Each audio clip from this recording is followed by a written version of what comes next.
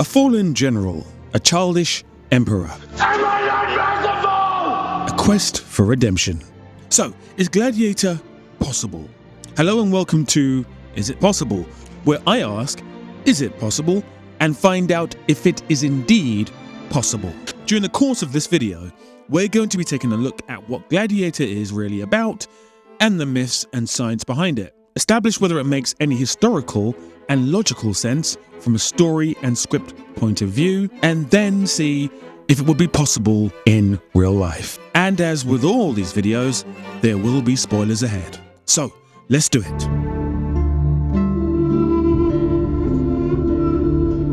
Gladiator is the tale of this guy, Maximus Decimus Meridius, a fierce and noble Roman general who was betrayed by Commodus, the corrupt son of Emperor Marcus Aurelius. After Commodus murdered his own father to seize the throne, Maximus is condemned to slavery and stripped of his family and his honor. Rising as a gladiator, Maximus fights his way through the brutal arenas of the Roman Empire, seeking vengeance against Commodus and striving to restore justice and his lost legacy. Gladiator was written by 3 screenwriters and based on the 1958 novel Those About to Die by Daniel P. Mannix, which focuses on the lives of Roman gladiators and the brutality of fighting in the arena. But it is not based on a true story, so neither Maximus or Commodus are real-life figures per se. Although it must be said that there was a real-life emperor called Commodus. He reigned from 180 to 192 AD. Commodus was known for his erratic and tyrannical rule, and he did participate in gladiatorial combat. And true to the movie itself, his father was Marcus Aurelius, who reigned from 161 to 180 AD. He is known for his philosophical writings, particularly Meditations, and for being one of the 5 good emperors. However, the movie does take liberties with his death, as there is no evidence at all to suggest that he was murdered by Commodus. Lastly, Lucilla was also the real-life daughter of Marcus Aurelius. She did plot against her brother Commodus in real life, but again, the movie does take liberties with her story, as, of course, she had no relationship with the fictional Maximus. Now, Maximus himself is a very interesting one because he is clearly based on Spartacus.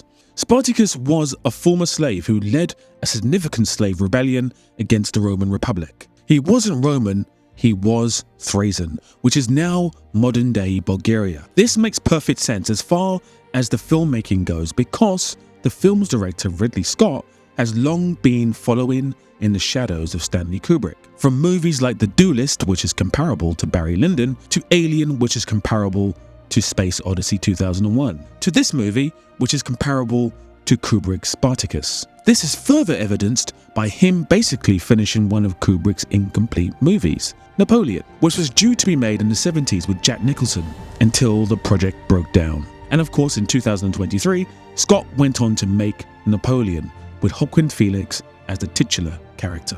So it's fair to say that the accuracy of this story isn't high. It's a patchwork of real-life characters, borrowed narratives from other movies, and fictional characters. The movie's opening battle scene is loosely based on one of the biggest military campaigns of the Emperor Marcus Aurelius. The movie is set during the Macro-Mechanic Wars, a years-long conflict between the Roman Empire and the Germanic tribes that took place around 166 to 180 AD. The movie accurately depicts the Romans defeating the Germanic tribes. But what about the costumes and the weaponry? Well, surprisingly, there is a degree of truth to the real-life accuracy here.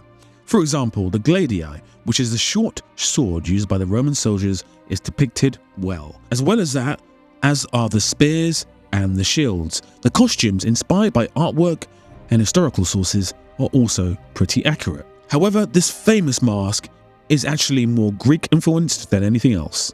If you're a fan of hip-hop, you may have seen the mask before.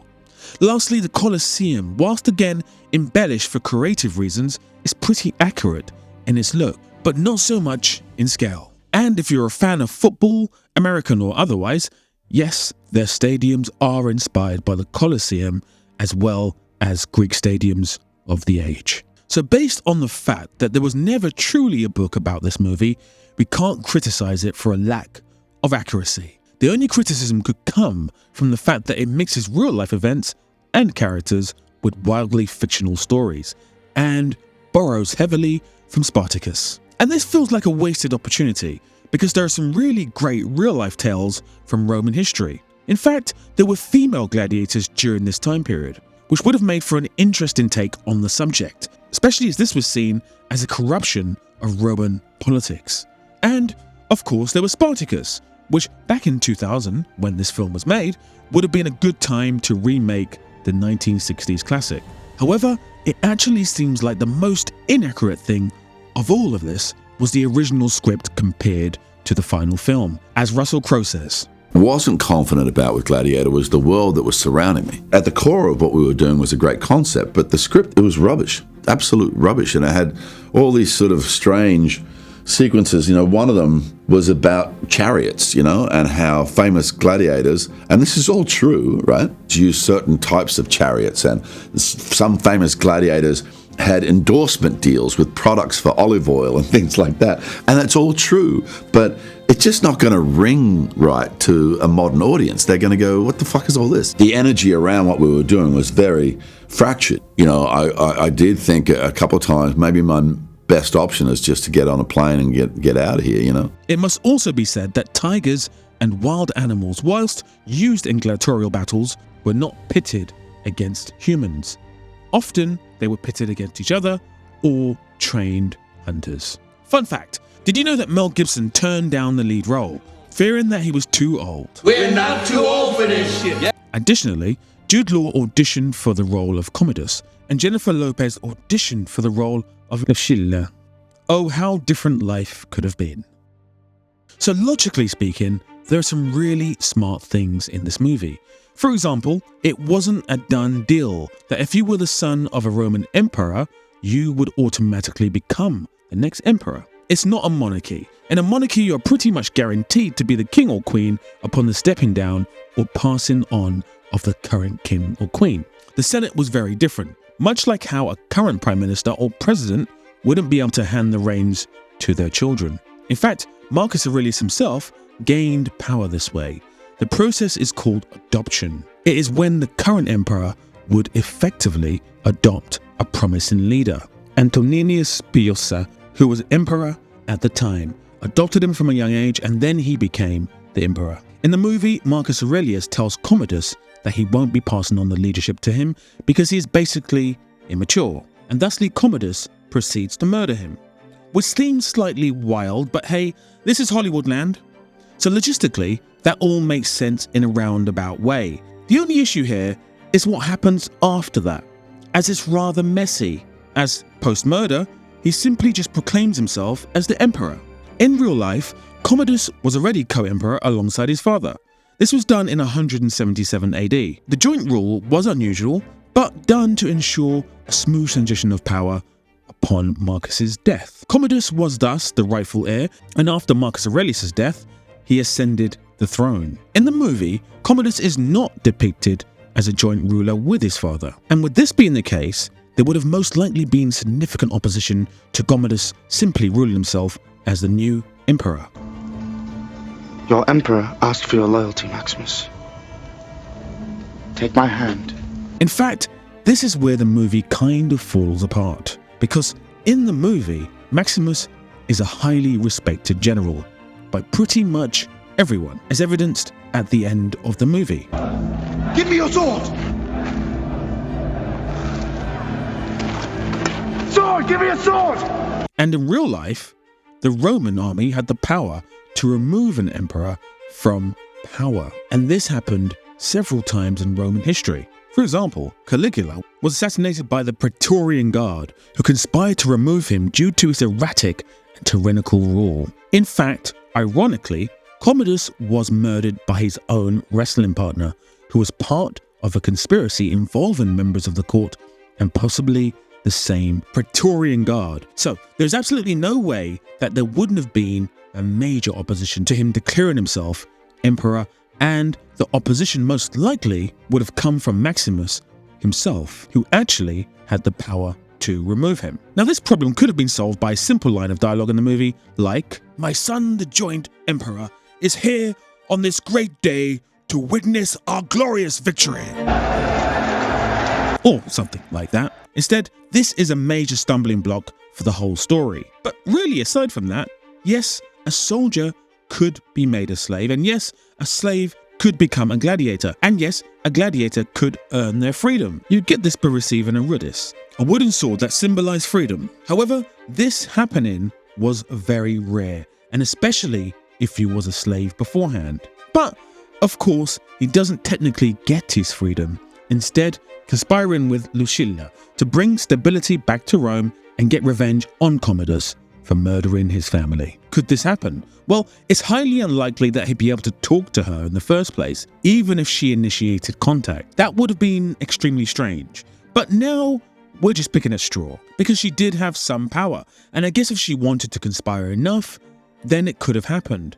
And as mentioned before, it did happen in real life. She conspired against her brother, but it must be said that her attempt to do so was unsuccessful, as the conspiracy was discovered, and she was arrested and accused of treason along with the other conspirators, for which she was executed. So, very different to the movie. Fun fact number 2, Oliver Reed, the British actor who famously played Bill Sikes in Oliver, appeared in this movie as Proximo, the slave owner of Maximus, and he unfortunately passed away during the filming of the movie, before his plotline was even finished, meaning that they had to CGI an additional 2 minutes of material, creating a 3D map of the actor's face. The move cost the film an estimated $3.2 million. And this isn't the only time that something like that has happened to Ridley Scott.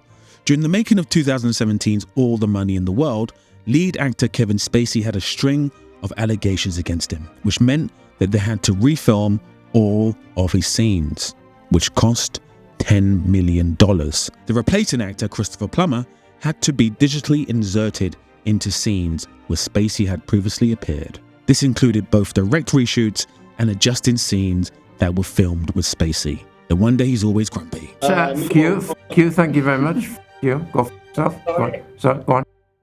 So, is Gladiator possible then? Well, yes. Despite all of the historical inaccuracies and the liberties being taken with the real-life history and the fiction, the basic premise of the story is indeed possible. If they simply changed Commodus to being a co-emperor from the beginning of the story, then it would have all been very logical. Whether the conspiracy plan between Maximus and Lucilla would have worked out is rather contentious, but it is fair to say that the Roman army, after seeing the way Commodus was ruling Rome, maybe would have indeed turned against him and made sure that the turnaround happened. It is also quite possible that a feared general like Maximus could have easily risen from a role of slave to one of the best gladiators in Rome. He was battle-hardened and had nothing to lose, with revenge at the forefront of his mind. With that said, it's only fair to give Gladiator the seal of approval and say that it is totally possible. Are you not entertained?